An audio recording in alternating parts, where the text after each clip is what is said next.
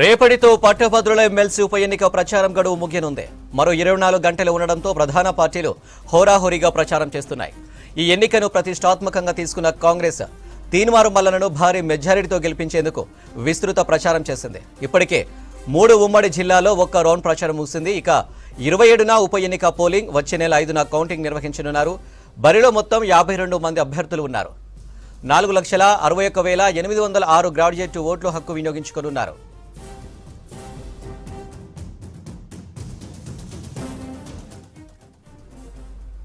దీనికి సంబంధించి మరిన్ని డీటెయిల్స్ రాజు అందిస్తారు. రాజు,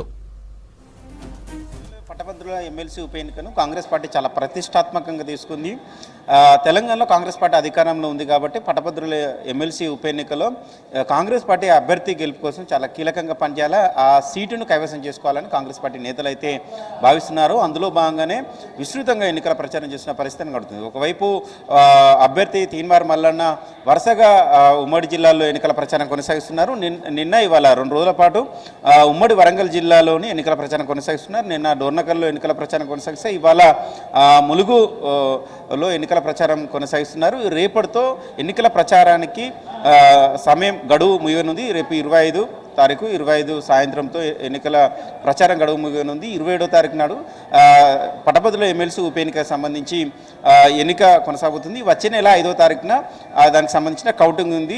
3 జిల్లాలకు సంబంధించి ఉమ్మడి నల్గొండ, ఖమ్మం, అదేవిధంగా వరంగల్ 3 జిల్లాలకు సంబంధించి 4,61,806 మంది పట్టభద్రుల ఓటర్స్ ఉన్నారు. అయితే తెలంగాణలో కాంగ్రెస్ పార్టీ పట్టభద్రుల ఎమ్మెల్సీ ఉప ఎన్నికలో కైవసం చేసుకుంటుందని ఒక ఆశాభావంతో ఉన్నారు.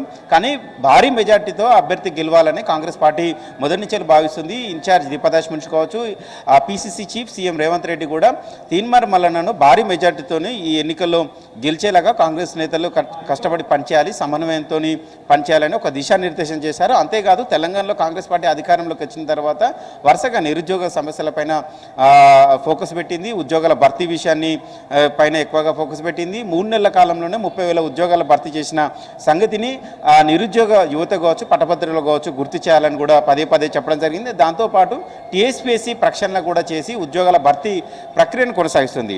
దాంతోపాటు కొన్ని రీనోటిఫికేషన్స్ ఇచ్చింది. గ్రూప్ 1 ఉద్యోగాల పోస్టులను పెంచి మళ్ళీ తిరిగి నోటిఫికేషన్ ఇచ్చింది. వచ్చే నెల 9వ తారీఖు నాడు గ్రూప్ 1 సంబంధించిన ప్రిలిమ్స్ పరీక్ష కూడా ఉంది. మెగా డిఎస్సి వేసిన విషయాన్ని కావచ్చు, ఇతర కొన్ని కొత్త నోటిఫికేషన్లు వేసిన విషయాన్ని కావచ్చు, నిరుద్యోగుల కావచ్చు, పట్టభద్రులు కావచ్చు, ఈ విషయాలన్నీ గుర్తు చేస్తూ ఓట్లను అభ్యర్థించాలని కూడా PCC chief CM Revanth Reddy చెప్పారు. దానికి అనుగుణంగానే కాంగ్రెస్ నేతలు వరుసగా ఎన్నికల ప్రచారం చేస్తున్నారు. పట్టభద్రుల ఎమ్మెల్సీ ఉప ఎన్నికలో కంపల్సరీ కాంగ్రెస్ పార్టీ అభ్యర్థి తీన్మార్ మల్లన్నను గెలిపించాలని అయితే కాంగ్రెస్ నేతలు వరుసగా ఎన్నికల ప్రచారం చేస్తున్నారు. ఒక్కొక్క ఉమ్మడి జిల్లాకు మంత్రులను ఇన్ఛార్జిగా పెట్టి ఎన్నికల ప్రచారం కొనసాగిస్తున్నారు. దాంతోపాటు ఒక్కొక్క అసెంబ్లీ నియోజకవర్గానికి ఎమ్మెల్యేలు ఇన్ఛార్జిగా ఉన్నారు. అదేవిధంగా పిసిసి నేతలు, సీనియర్ నాయకులు కూడా ఇన్ఛార్జీలుగా ఉండి ఎన్నికల ప్రచారం కొనసాగిస్తున్న పరిస్థితిని కలుగుతుంది. అయితే మొత్తం పట్టభద్రుల ఎమ్మెల్సీ ఎన్నికలో 52 మంది అభ్యర్థులు బరిలో దిగుతున్నారు.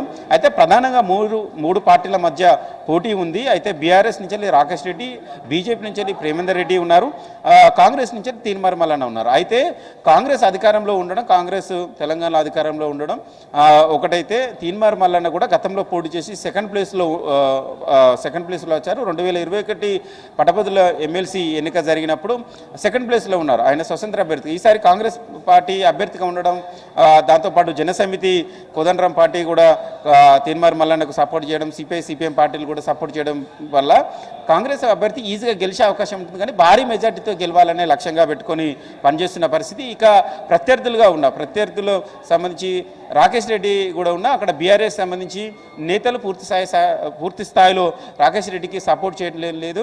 మొదటి నుంచి ఆ పార్టీలో ఉన్నవారు కాకుండా కొత్తగా పార్టీలో చేరిన రాకేష్ రెడ్డికి టికెట్ ఇవ్వడం పట్ల బీఆర్ఎస్ నేతల్లోనే కొంత అసంతృప్తిగా ఉంది. అది కూడా కాంగ్రెస్ పార్టీకి కలిసి వచ్చే అవకాశం ఉందని కాంగ్రెస్ నేతలు భావిస్తున్నారు. ఇక బీజేపీ ప్రేమేందర్ రెడ్డి గతంలో కూడా 2021లో పోటీ చేసినప్పుడు ఆయన 3వ 4వ స్థానంలో ఉన్నాడు. ఆయన కూడా బలమైన నాయకుడు కాదు కాబట్టి కాంగ్రెస్ పార్టీ ఈజీగా గెలిచే అవకాశం ఉంటుంది. కాబట్టి ఈజీగా గెలవడం కాదు, భారీ మెజార్టీతో గెలిస్తే కాంగ్రెస్ పార్టీ బలోపేతమైనట్లుంటుంది, గ్రౌండ్లోకి ఒక మెసేజ్ పోతుంది. రానున్న ఏ ఎన్నికల్లో కూడా కాంగ్రెస్ పార్టీ అభ్యర్థులు గెలవడానికి చాలా దోహదపడుతుందని PCC chief CM Revanth Reddy ఒక దిశానిర్దేశం చేశారు. సో అందులో భాగంగానే ఆ దిశానిర్దేశం మేరకే వరుసగా ఎన్నికల ప్రచారం చేస్తున్నారు. రేపటితో ఎన్నికల ప్రచారం ముగియనుంది కాబట్టి ఇవాళ రేపు 2 రోజుల పాటు విస్తృతంగా కాంగ్రెస్ నేతలు, ఎమ్మెల్యేలు, మంత్రులు ఆయా వారికి కేటాయించిన నియోజకవర్గాలు విస్తృతంగా ఎన్నికల ప్రచారం చేస్తున్న సిచ్యువేషన్ అయితే కనబడుతుందండి.